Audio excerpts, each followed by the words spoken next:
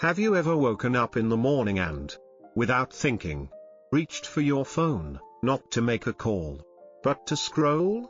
You don't even know what you're looking for. You just scroll. One video leads to another. 30 seconds here. 15 seconds there.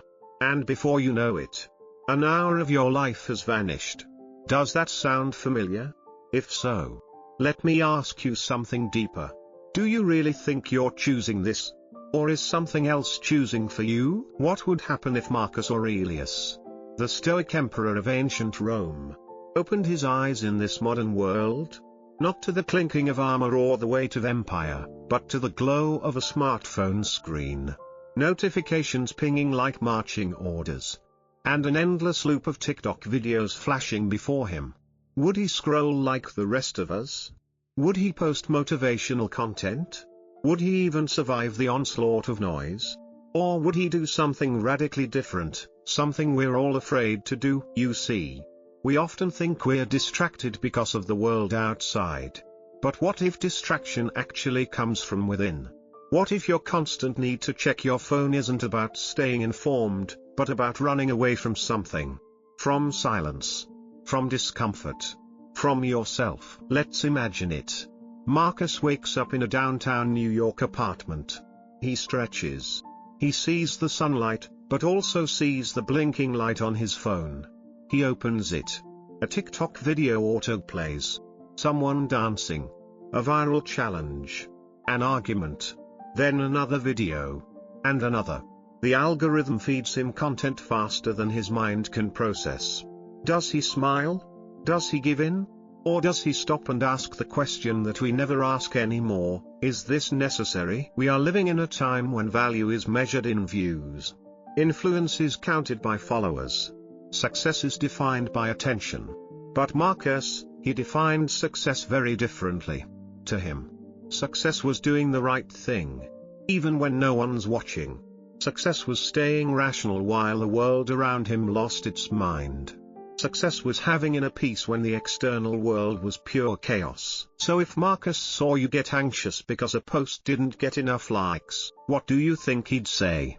If he saw you spend 4 hours a day consuming random content, would he call that freedom? Or would he call that slavery? Think about it.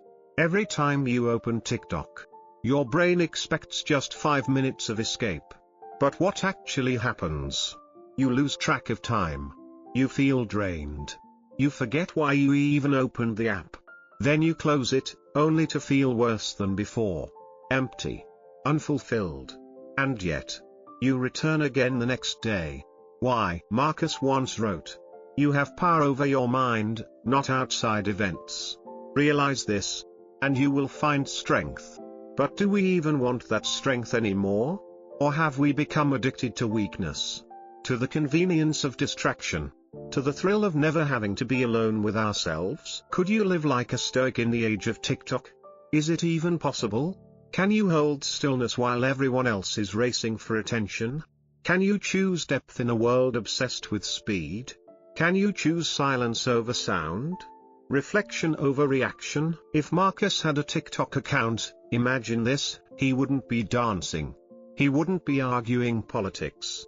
He wouldn't be selling you something. He would post one idea. One truth. One sentence that cuts through the noise like a blade through fog. Something like, you become what you give your attention to. And most people would scroll past that. Why? Because it's not loud enough. It doesn't shout. It doesn't entertain. But that's exactly the point. The Stoics didn't want to entertain your emotions. They wanted to free you from them. We don't suffer from a lack of knowledge, we suffer from lack of application. We know that social media is addicting. We know that attention is the new currency.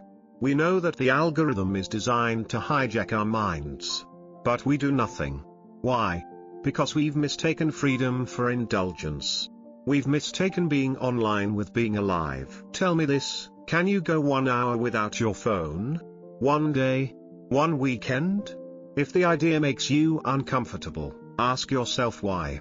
What are you afraid will happen in that silence? What if Marcus Aurelius told you, your mind is being rented out to corporations? and you're not even charging rent? Would you laugh? Or would you start to see the trap? We are more connected than ever, and more anxious than ever. We are more stimulated than ever, and more exhausted than ever. We are more informed than ever, and more confused than ever. Does this seem like progress to you? Or have we traded our clarity for convenience? Marcus believed that peace comes from within. But how can we find inner peace when our mind is constantly reacting to every stimulus? How can we reflect when our attention span has been fractured into seconds?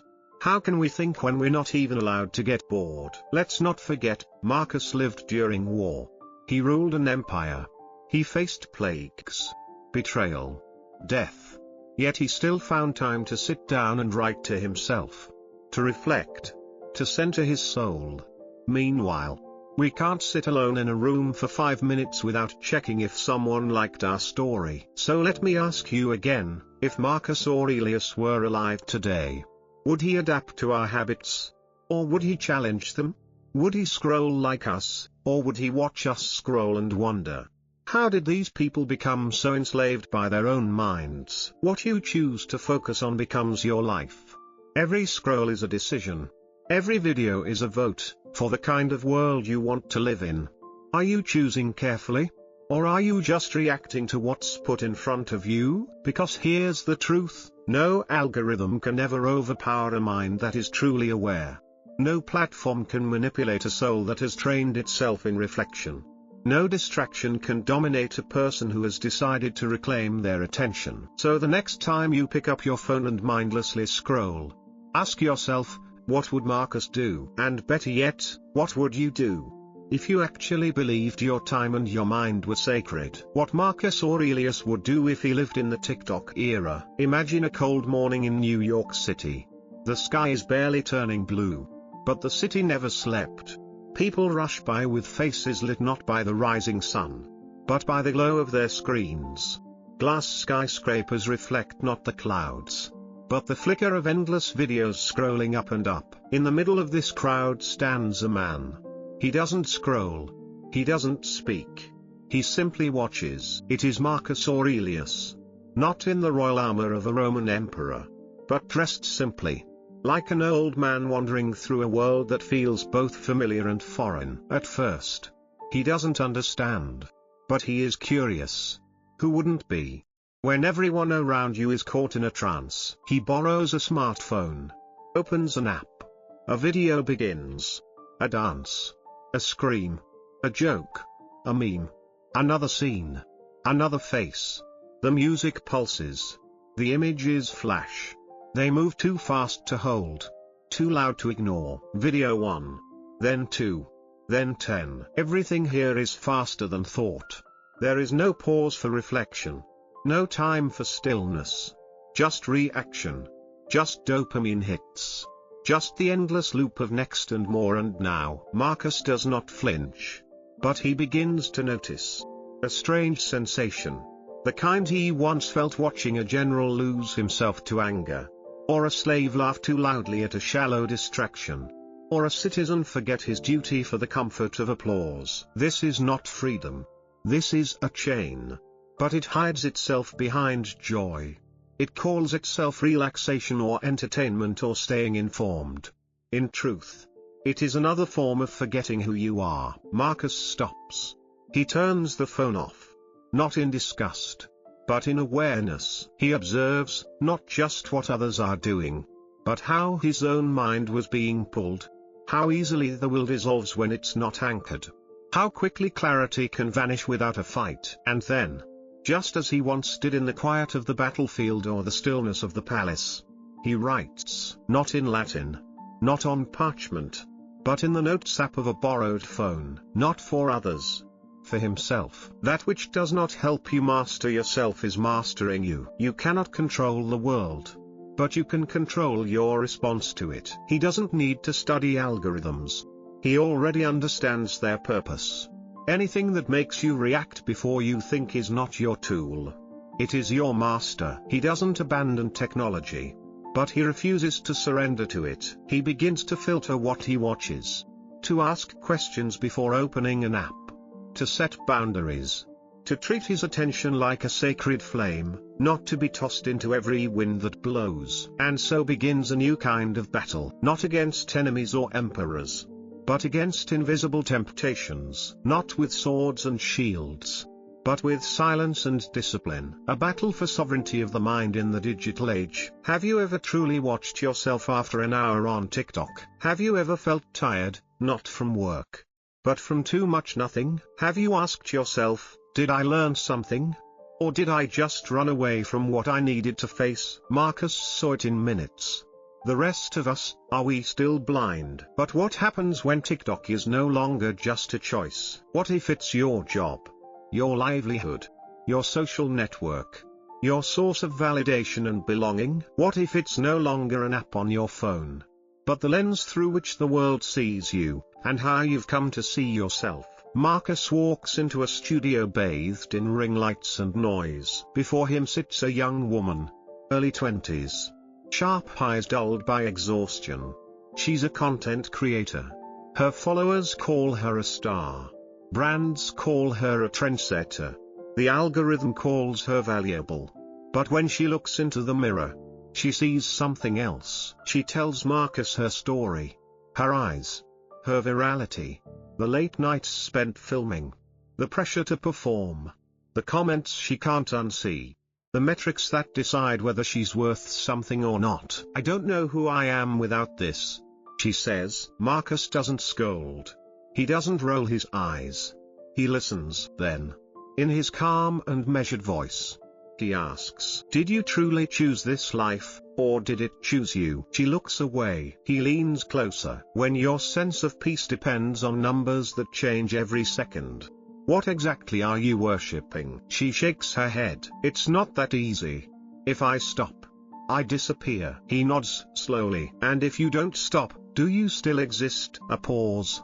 Not the silence of confusion, the silence of something cracking inside her. But before she can answer, the world answers first. Without warning, without explanation, the entire global social media grid collapses. TikTok, Instagram, Facebook, YouTube, offline, everywhere. No uploads, no views, no validation. The world panics. Influencers rage. Audiences complain. News outlets scramble. People look at their hands, no longer glowing, and wonder what to do with them. But Marcus, he closes his eyes and breathes. In the chaos of digital silence, he finds stillness. In the absence of updates, he returns to the only update that matters, the state of his own soul. And beside him, the girl, once consumed by trends, now stripped of them, sits. She doesn't speak. She doesn't scroll. She simply sits. 2 generations. 2 worlds. 1 moment of presence. She asks quietly, how do you live like this every day? He answers, by remembering that nothing outside of me can define what's inside me. The next day, social media came back online. The world resumed its noise as if silence had never occurred. Notifications reappeared like waves crashing onto a digital shore. Fingers once again hurriedly scrolled, searching for something no one could quite name. But in a quiet corner of a city park, where Marcus still sat, the young woman didn't pick up her phone. She looked around. Children were playing without recording it. Adults were talking without needing to post it. And for the first time in years, she felt no urge to prove anything to anyone. She simply noticed that she existed, fully, calmly, and unfiltered. Because in those 24 hours of disconnection, she had discovered something crucial. Mindfulness doesn't come from abandoning the world, but from choosing how to exist within it. Marcus said nothing more. He rose and walked into the heart of the city like a silent traveler from another age. He needed no crown, no followers, no validation.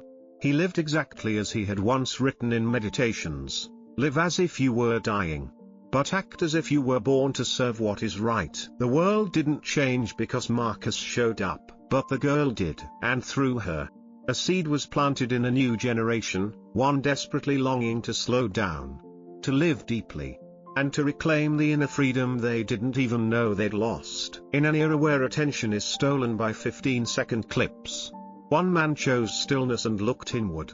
And from that single act, awareness began to spread, not through algorithms, not through going viral, but through the undeniable weight of truth. Lesson: you don't need to live like a Roman emperor to practice Stoicism in the digital age.